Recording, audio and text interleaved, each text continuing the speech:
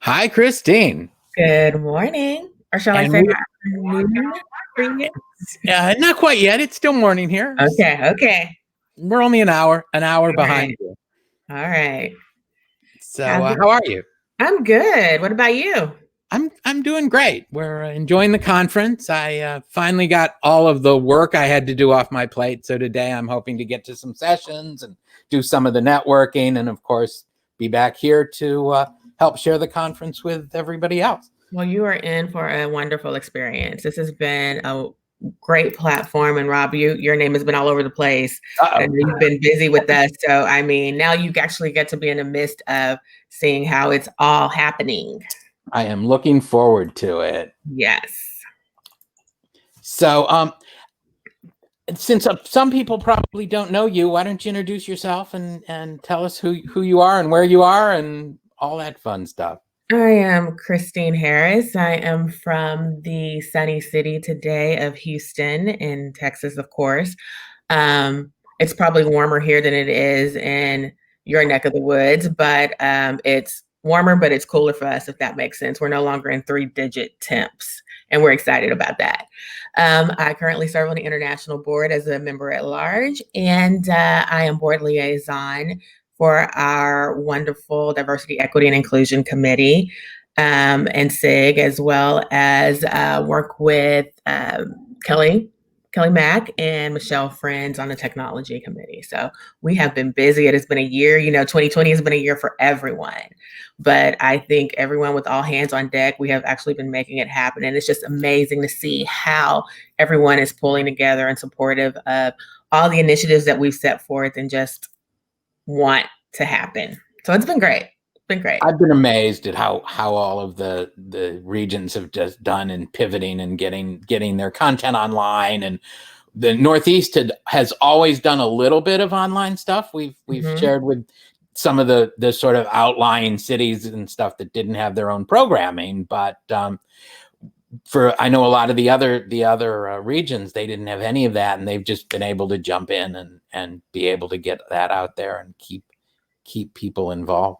It is amazing and how we have all just been able to pivot. And it was like a quick pivot, right? I mean, we really didn't have a lot of time to think about what was Now, happening. We just did it and it's happened. And so, it's great. And I can't say that it has not been a learning experience, but I think we're ready. We're ready for anything that happens, but we're ready for a better 2021. and the amazing thing for me is that you guys all did this in the middle of your jobs, also all having to pivot and move online. And I've always worked from a home office, so for me it wasn't that much of an adjustment. But I know for most of our members that was not the old normal. So I uh, think about it, the jobs, and then you have kids at home, and now you're teaching, virtual teaching, and then you have the younger kids that aren't necessarily in school, but the daycares are shut down, and then all their extracurricular activities are just done. So it is definite change for everyone right you now. have kids at home?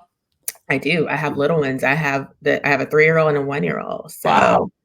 that's different, but I have a village. They say it takes a village. It definitely takes a village. And without my village, we would not be able to do all that I have been able to do. So I'm thankful for my parents, my kids' godparents, my cousins and siblings. So it's thankfully been great It's for great. that in that aspect. So should we bring our first guest on? Yes, I'm excited. So our first guest today is Jean Hammerstrom, and here she comes. Hi, Jean. Hi. I can't believe I'm on Coffee Talk. You are on Coffee Talk. We have to get you on for a daily show when we can spend more time with you and talk about things other than the conference. But in the meantime, I'm going to head out of here and let you and Christine chat about your session and all that stuff. So talk amongst yourselves. Thanks, All right. Rob. Thanks, Rob.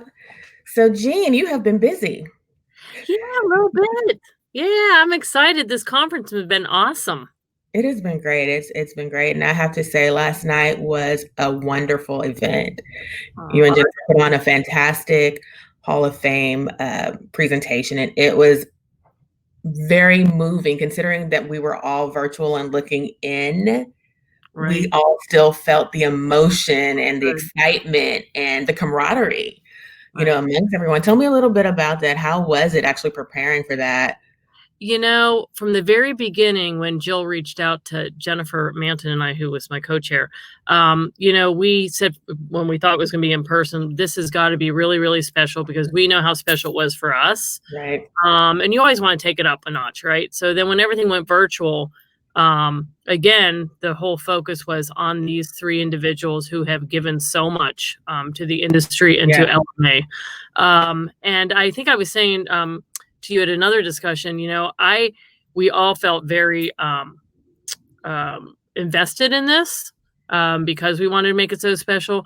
But, you know, I did say my co-chair, Jennifer Manton, you could just see in her demeanor throughout even the whole before the program that this was really personally important to her, that the program be very special for our three inductees, Nathalie, Adam, and Despina. So, I mean, as much as, you know, all of us were invested, I think Jennifer really had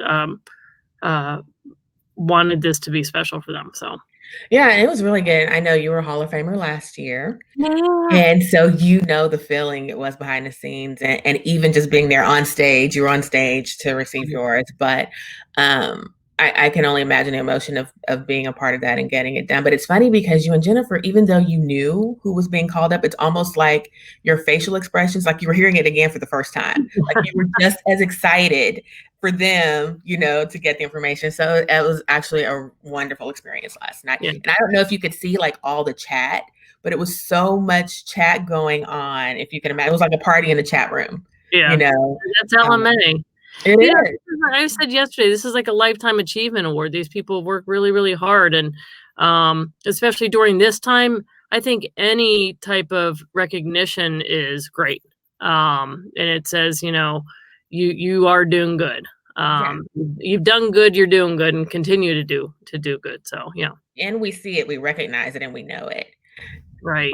You know, and so the statements of the people who were, you know, honoring the Hall of Famer were just beyond beautiful. And so it was definitely, all of that was captured. So you and Jennifer did a wonderful job at getting that done. Well, and I'm sure the inductees, if they look, because it's been, as I said in my presentation, if they look at for the last 13 years who all has been inducted, you go, wow, you know, I'm with some company here, you know. Good company. Yep. Goals to strive for, Hall of Fame goals. Right. So tell me a little bit about the conference experience for you outside of Hall of Fame. You know, I got to tell you, it's a little hesitant because I am technology challenged. And everyone knows that who knows me. You know, I'm the one who writes on a document and takes pictures and sends it right now because I don't know how to fix it. But anyways, it has been really, I think, easy and actually sort of fun. You know, I've sort of, I think I said in one of my online chats that I have experienced everything. So I have been to the main stage and seen speakers. I've been to some breakout groups, which have been done really, really well, by the way. And it's sort of nice because you can sort of kind of jump around a little bit too, you know, without the door closing behind you and making lots of noise and wrestling of papers. So I sort of like that. And then I've done the networking and I've met some really cool people. That's actually fun. It is. That they should do that networking, the one-on-one. My first person that was Kristen Lee, so we've known each other for years, and it was funny. I'm like, hey, what are you doing here? But that's a lot of fun. So if people haven't done that, it's a great way to meet people. And then I've gone to the expo hall. Yes. I've already made some new contacts there, and I've also met up with some people who I know from there. You know, I sort of miss the aisleways, as I said, rubbing the elbows with people, picking up my goodies, especially when I had small kids. That was awesome. But this has been I think it's really effective because now I've made appointments to meet with these people one-on-one and not trying to talk over people or feel like others are waiting in line. So I think it's been more efficient, actually. Yeah, so I agree. It's been a great experience. I feel that way, you know?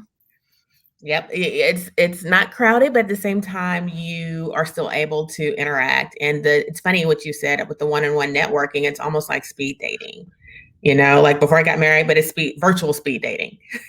Right. So you never know who's coming across the screen. And it's so funny because it is like you get to see old friends and it's almost like you see each other just in person, you're like, hey, and then you meet someone new and you're like, oh, good to meet you. Otherwise you maybe would have never met. So. And I went across the pond twice. Oh, nice. From London. Yeah. So that was fun. Nice. Yeah. Nice. You can't go again, I probably wouldn't have met otherwise. So. That's right. That is so right. So it did get a lot of us out of our comfort zone of meeting new people. Right. So I think this has been a great, great platform and experience for everyone. So I should remember to dress appropriately though too.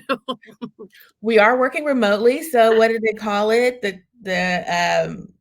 Your COVID chic, right? So if you're working remotely from home, you have to remember though, you are on your chat. So you have to be on your A game too. Right. Not too comfortable here. So I have 2 or 3 other people on my team, attending as well. So we're all sort of, at the talking to each other about what we're learning and what we're excited about and those kind of things. So it's fun. Yeah. That's awesome. So your team, Jean, you are a CMO, and tell us a little bit about that at Benish in Cleveland. Okay. I've been there 16 years. That's a long time. Moved from Pittsburgh. So I've been in the legal marketing industry for 30 some years. Started in Pittsburgh and moved to Cleveland, which is a big no-no if you know anything about the Midwest. You don't go from Pittsburgh to Cleveland or Cleveland to Pittsburgh. But they're sister cities, and it's just been awesome. I have a team that's been with me almost those entire 16 years. That's awesome. Yeah, a number of them came right out of college or shortly thereafter. So yeah, it's been fun seeing them develop and become directors and all that kind of stuff. So I have an awesome team. So you're helping build leaders, which leads us to our next topic, your presentation tomorrow. Yeah, I am fortunate, as you know, Christine, to be on a panel with some super leaders. Great panel. It's a program Pathways to Leadership. And Alicia Suter from Growth Plate is our moderator. And we have Alicia Gravitz from Aiken Gump and Jen Manton from Kramer Levin and Lisa Simon from Lewis Roca. So it's going to be an interesting discussion. We're all good friends and have helped each other along the way through LMA with our careers and in this industry. And so it's going to be fun to do this with them. I feel very privileged to be in their company. So I like that. It's because you all are good friends and know each other. It's more of a conversation. And I think that makes it that much more authentic when you're presenting to those in the audience who want to be where you are. So you've been where we are now. So the good, the bad, the ugly. I think I read I came across an article you wrote. It started out once upon a time. Legal marketers were, we were thought to be legal paralegals and getting business cards and doing just things that aren't marketing or business development for that matter. So things have changed a lot, but now it's just actually being able to get to the table. And sometimes you can have a seat at the table, but you don't necessarily have a voice. So your panel will be able to discuss how to get to the table and have a voice and continue that. So that's going to be awesome. You'll hear also, I think, some qualities, yes, but also some vulnerability and some fears that we all even have. It's not, it's not a TV version of, leadership where you hit each other over the head to get to where you got to go. I mean, especially during this time, it's been very challenging, and keeping your teams motivated and together. And, I every day, people think, it's all roses and rainbows sometimes, but every day I worry about my team. They have, like you, they have young kids. Some of them have elderly parents, and this is different. It is. It's hard, but it's different, and they're all navigating it. But I'm somewhat fortunate that my children are older and in college and law school. Those are different challenges for another day, but this is interesting times, and I think we're all gonna learn from it and be better leaders because of it.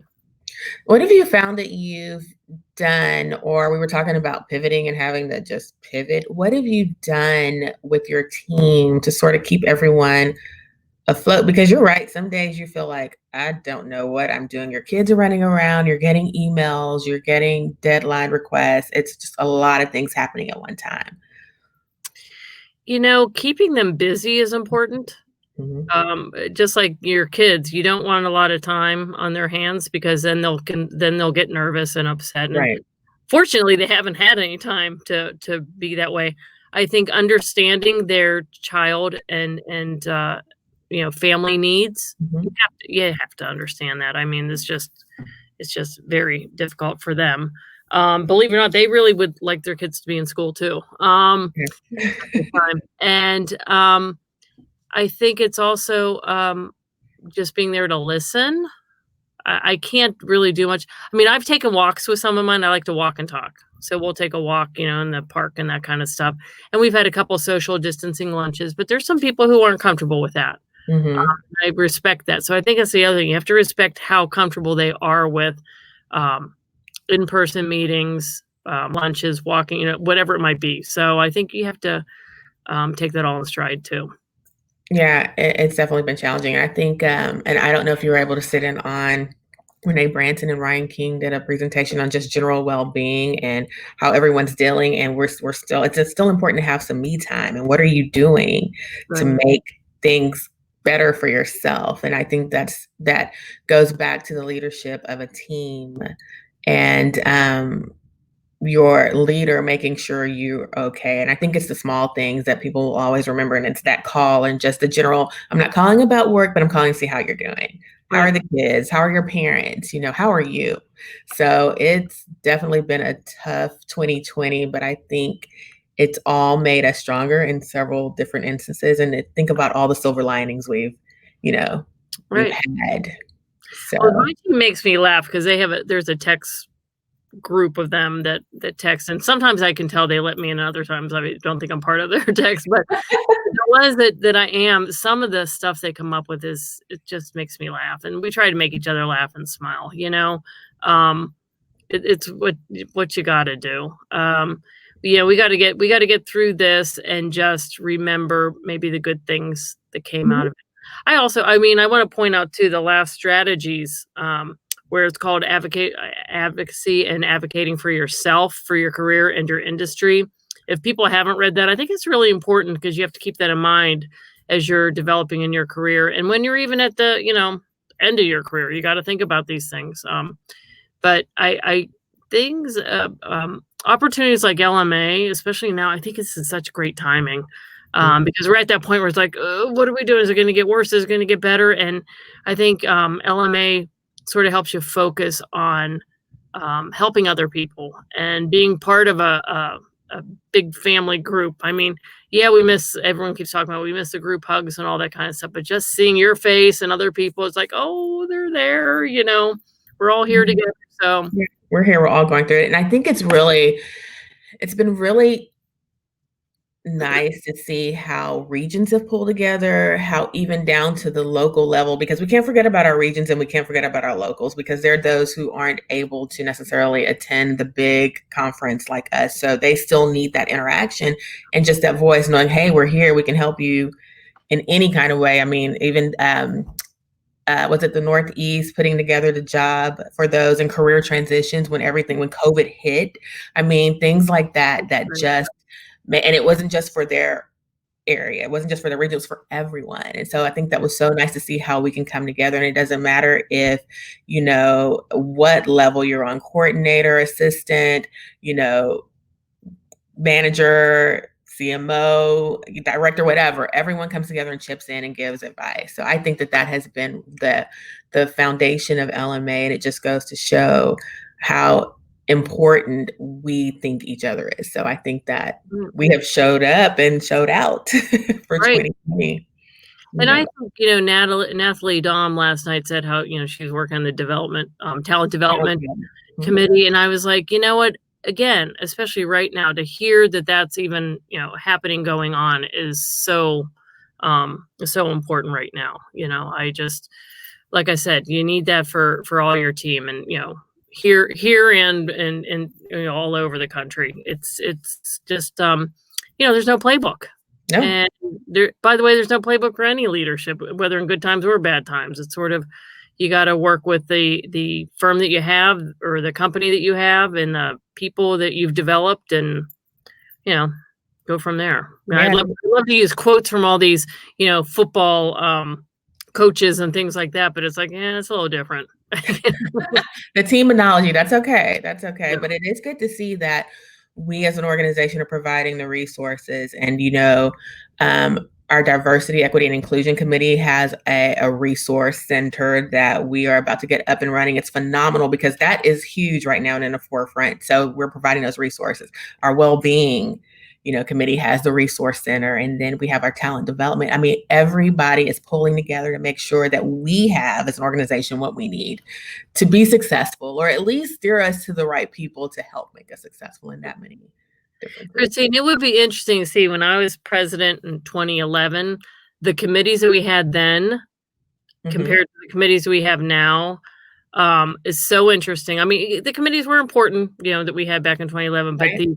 I think the level of importance and sophistication now is just unbelievable. And kudos to you and to all the other committee members and chairs and to the leadership of LMA, because you guys really, I hate you. Everyone keeps using the word pivoting, but really, you listened. You didn't even pivot. You listened and you created, and that's what's really important to this organization, is that you listen to your membership and what they need, and you develop it from there. So I think, again, in a challenging year, but even last year, building up to it, I think it's really been awesome that you guys have been able to do this. Yeah, and we attributed all that to the leaders before us, and so that includes Eugene. I mean, it's leading by example, right? And so we have that foundation on how we continue. When things happen, it doesn't mean we stop and bury our hand in the sands. We actually get up and keep it moving. It might be hard, you keep the communication. Everyone may not like what's happening or what's going on at the time, but really, it's for the good of the organization. It doesn't look like it, but we promise, behind the scenes, things are happening to make it. We want it to be better. So, kudos to you for helping us in that charge, in your leadership. So it's been a whirlwind. Oh my gosh, it has been. It really has been. It has been a whirlwind. I do know, are there any other things you plan on attending for the conference? You know what? I've been a little busy this morning, so I got to go back and look. I marked off all the things I want to attend. So I am doing some breakouts today and then tomorrow, of course. I'm just looking forward to seeing a lot of these people who I haven't seen and chatting. I like the chat too. Chat is awesome. And that is the one challenge of the virtual, is that we're not actually at the conference. So we're still technically working. So it's there's still your work area here, but you're really trying to be a part of the conference. But then you have the emails, the requests, the phone calls. So that doesn't stop. So I think that has been a challenge for me, is balancing and, blocking off time as it should be. I think maybe if I was a little more organized or prepared, I would have put sort of a list together of those people I really wanted to make sure I reached out to while here. So I'm making notes on like how I could do it better next time. Again, I think this virtual format has been awesome. Yeah, it's been fantabulous. And you still have time, Jean. You still have a day to reach out to those you want. I know. I mean, it was fun seeing Jim Durham last night. I haven't talked to Jim in a while. And I saw Nat Slavin on there and a bunch of people who I haven't seen in a long time. So it was fun to see them at the toast last night for the Hall of Famers. The toast was awesome. Speaking of Hall of Famers and toast, wasn't it amazing how many people came right on? And then there was a waiting room, so everyone couldn't get in at one time. I had to get out so people could get in. Right. So it gave me chill bumps until someone's like, okay, there's a waiting list of people wanting to get in. So people are like, okay, well, we'll chime off, but I'm still here in the chat, So no one left. I mean, literally, I think we just had to shut it down because of our wonderful LMA Got Skills. Yeah. So because I was still like getting over my Hall of Fame thing, I didn't see that, but it sounded like that was fun. Fun. Yeah. Roy could be the show by himself, literally, but it was amazing. And it is so fun to see the type of talent everyone has. And I'm thinking maybe we should think about doing that, at future conferences, even in person. But it is just amazing to see how talented of an organization we have. Everyone does something. We had flutes, we had poets, singers, performers, So did anybody win? Jason Kilka, he played the guitar and he sang. So technically it was at the end, there was a poll. And so you could vote. Okay. And he was the very first one, and he sang he has a beautiful voice, Gene. I mean, and guitar. And then he sort of went and he stopped playing and he went the acapella realm. And so when you go acapella, and you can really sing if you can sing acapella. Okay. I have no talent. Hi guys. I just thought I'd pop in. We've got another guest waiting in the wings. And okay. We've got to get out of here. So right. Hate to interrupt, but no, fun times. Yes. So Gene, it's been great to see you.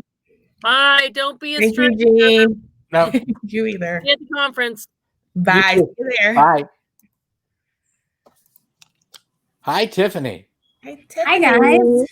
Hello. How are you? Jean is a tough act to follow. She is, but I'm sure you're up to it. So Yeah. I'm gonna head out. Tiffany's ready. Tiffany, how are you? I am doing well. How are you today? I am good. It looks like you're in the office. I am. Yes, I've been coming back about 3 days a week, probably since July. And unfortunately, it's a little lonely when I'm here. I may see one or two other people, but otherwise, it's just me back here in my office.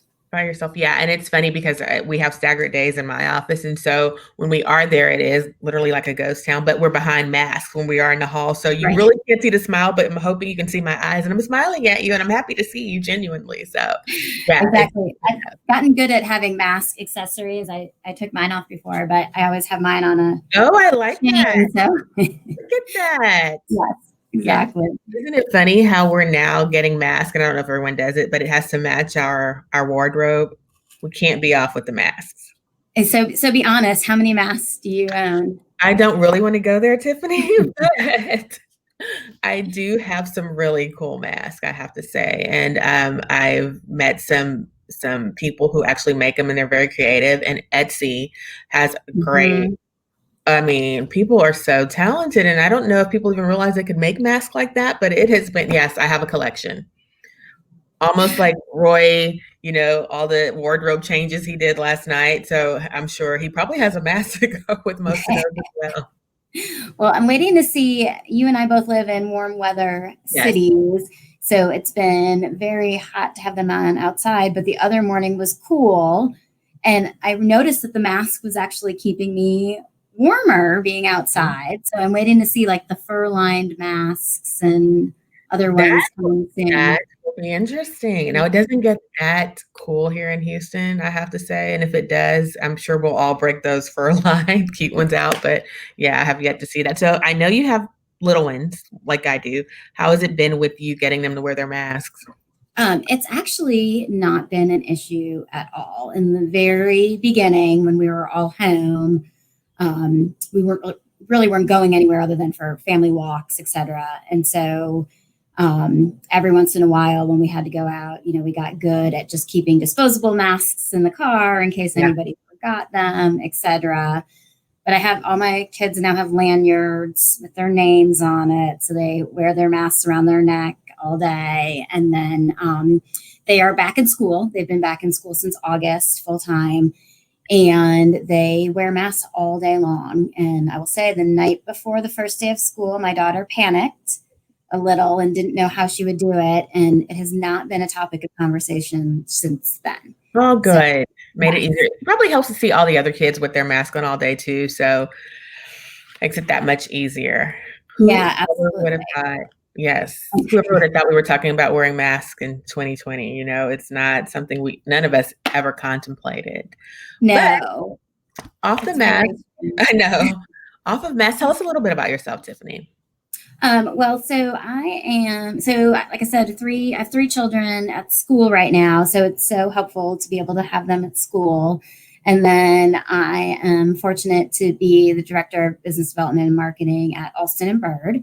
So we are headquartered in Atlanta, where I sit. And we have a fabulous team that I could not be more proud of. So we are 45 people right now across the country, and everybody has done really great job of kind of working through all of this. There was obviously a lot of immediate people needing to change their way of working, change what they were working on. I know for me, it was about 3 months before I went back to the to-do list that I actually had on my desk the day I left the office for the last time. And it was really wonderful to see just how everybody jumped right in. And I heard Jeannie's comments earlier, and I couldn't agree more. The fact that people stay busy really kind of helps with morale. So that has been extremely, valuable, I think, for our team members. And as a manager and our other managers on our team, we've all had to learn to be really flexible too, and really rely on our empathy and how that needs to come out during these times. And be able to, we've had people working from different cities than they normally do, from different countries and states than they normally do. And we've all been able to make it work. And it's actually been a rewarding experience for some of our team members, because they got to do things that they otherwise wouldn't be doing if we were full-time in the office. The silver linings, right? That we Absolutely. all think about, that you don't think about and that we take for granted. So I think that despite the impact it's had on us, it's definitely given us the opportunity to embrace the things and the people that we've frankly probably have taken for granted, because we're so busy working, and self-imposed busy, I think, in many instances. But the empathy part too that you mentioned, I think that was displayed by some that I've seen on my end who I never would have expected could be that way. Otherwise, it's been amazing to see people make a 180 almost in the way they think and how they act and what they do, and that they care. And it's probably always been there deep down, but sometimes it just takes something to happen to make you say, okay, I need to be different, need to change my way. So yeah, I know. And you have a huge team. So I'm sure that for you, you definitely had to put forth that effort to make sure and touch base to make sure your team is and was okay. That's been probably the bigger challenge for me, is that, I traveled a ton pre-pandemic, so at least every other week. And a large part of what I would do when I was traveling was visit with our team members, and, not just our attorneys, but our team members in other cities, take people to lunch, drinks, etc. And having those moments, you do get to catch up with people. And even here in Atlanta, where most of our team sits, just, walking to get water, you would easily pass 3 or 4 people and just ask, how was the weekend? And be able to catch up pretty quickly. And now it really is effort to pick up the phone and call people and dive into personal conversations as well as business conversations. And while it's very rewarding, it definitely does take a lot more effort and time than it did in the past. But it's so important. One of the things that our team did, usually every other year, we have a coordinators retreat for all of our coordinators, where we have them across the country come to Atlanta, and they spend a couple days together with programming, etc. And so this year was the year we were supposed to have the retreat, and we decided to do LMA style, do it virtually instead of in person, but still give our coordinators the opportunity to spend time together and talk to the people that they had not been able to talk to, and interact with those folks. So they had, very similarly to LMA, we just did a few hours on a couple of days. We sent everybody on the team some Grubhub certificates so they could order their meals and feel a little bit treated. Yes, that's nice. Did our best to keep up with that talent development that is so important and really near and dear to my heart. Yeah, and speaking of virtual conferences and doing that, how has the conference been for you? It's been great. I was very disappointed that I didn't get to listen to all of the programming last night after the Hall of Fame inductions, which I was super excited about. I personally, Nathalie is my co-chair on the Talent Development Committee. So I was really proud and excited for her. Yes. And Adam happens to be one of my oldest and dearest friends in LMA, and we go way, way, way back longer than either one of us would probably want to admit. So I was thrilled that he was also being recognized for all of his contributions. So that was really fun, but unfortunately, with 3 busy kids, it was homecoming, and we had football games last night, and I had to escort my oldest one down the middle of the football field. So that's nice, Tiffany. Yes, it was fun. That's reason to miss out. That's okay. That's really nice. Talent development. So speaking of that, you are presenting today, as a matter of fact, Leadership for Marketers. Yeah. So Nathalie and I are talking today about leadership in the LMA organization. And I think one of the things that we want to make very clear is that anybody can get involved in a leadership role in LMA, and at any level. It does not have to be a full-time job. It doesn't even have to be a part-time job. And so we want to break down some of the myths around how complicated it might be to get involved in LMA, or that you need to know somebody in a particular position to be involved in LMA. Because as you know, Christine, that can be further from the truth. But in the past, I do think you had to be a little bit curious about it and be willing to dig a little bit to figure out exactly how to get involved. And what the Talent Development Committee is trying to do is to make it as easy as possible for people to understand the different levels of volunteerism and leadership, and that hopefully we're making it so there is less digging involved in the future. And I think that's important. I think it's important, from our regions down to our locals. I think there's curiosity, and there are those who want to be involved but don't necessarily know, number one, how to do it, or 2, who to ask, even if they are at those meetings. So I think that what you and Nathalie are doing is awesome, because it sort of breaks the barriers of saying there's not, people tend to think it's a clique. It's not a clique. It's we want everyone who's interested to become involved, or at least express interest of being involved in any different level. And I think that it's important for us to communicate that. And I do like how, talent development is, working with our DE&I committees and our wellness committees and our, we have so many committees that are working together to communicate this in so many different ways. So I know it's been a lot of work getting it done, and now we just have to keep the conversation going in that aspect that we want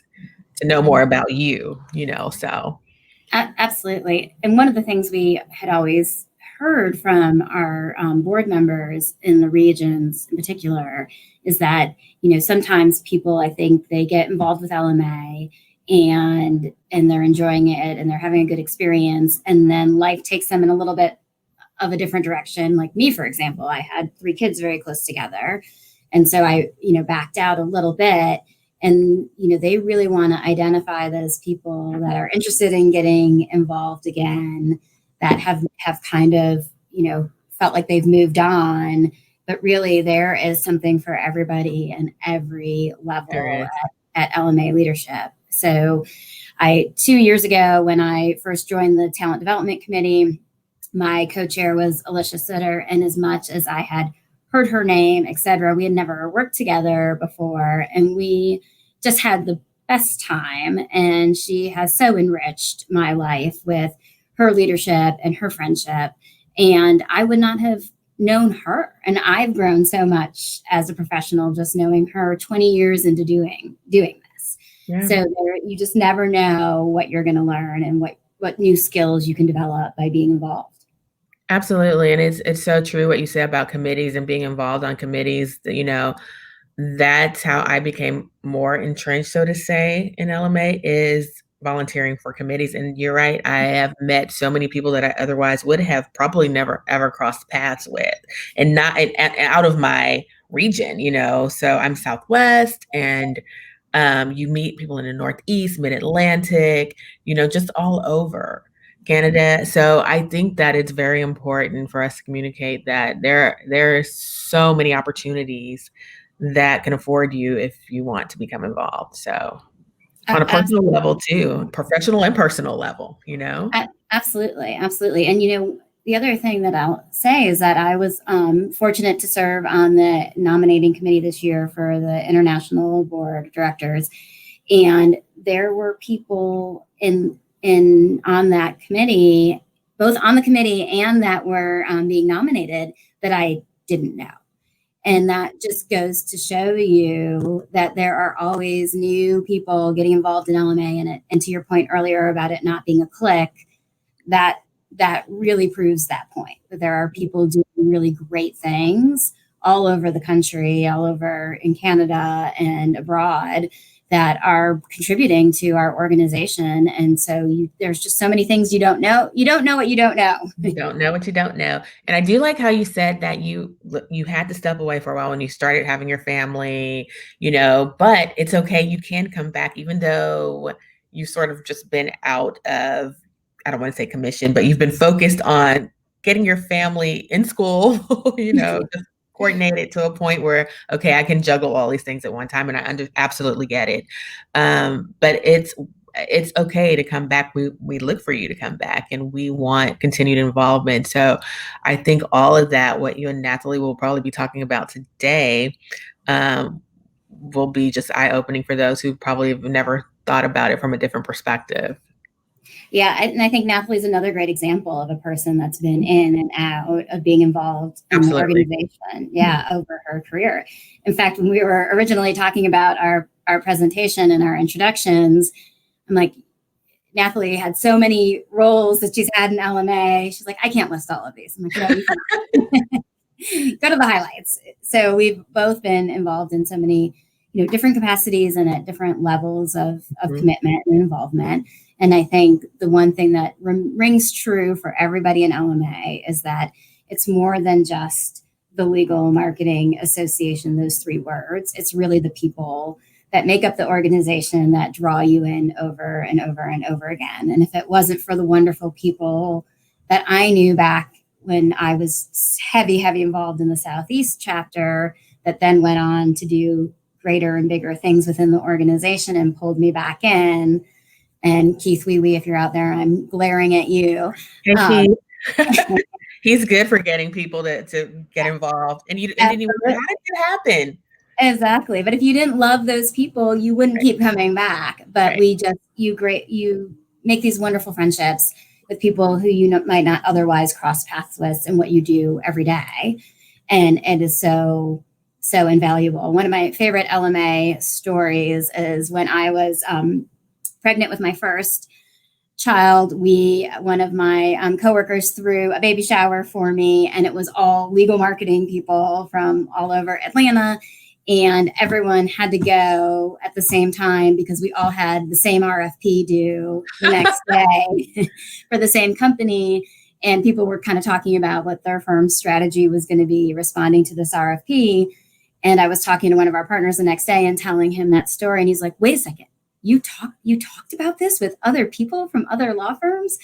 And I said, yes, that's what we do. We share information. We share ideas. No one is giving away any confidential information, but it's so wonderful, and it speaks volumes to the organization that we are. Right. We're not giving away. What a perfect story to wrap things up. We are 3 minutes away from the start of today's conference, and I want to give everybody a chance to grab a cup of coffee and get settled into the main stage. So thanks for having me. Tiffany, thank you so much for being on. Christine, thank you for doing two great interviews, and it was good to see you and talk to both of you. Thank you. Enjoy the conference and stay well, and we will see you all soon. See you online. Bye-bye. Bye.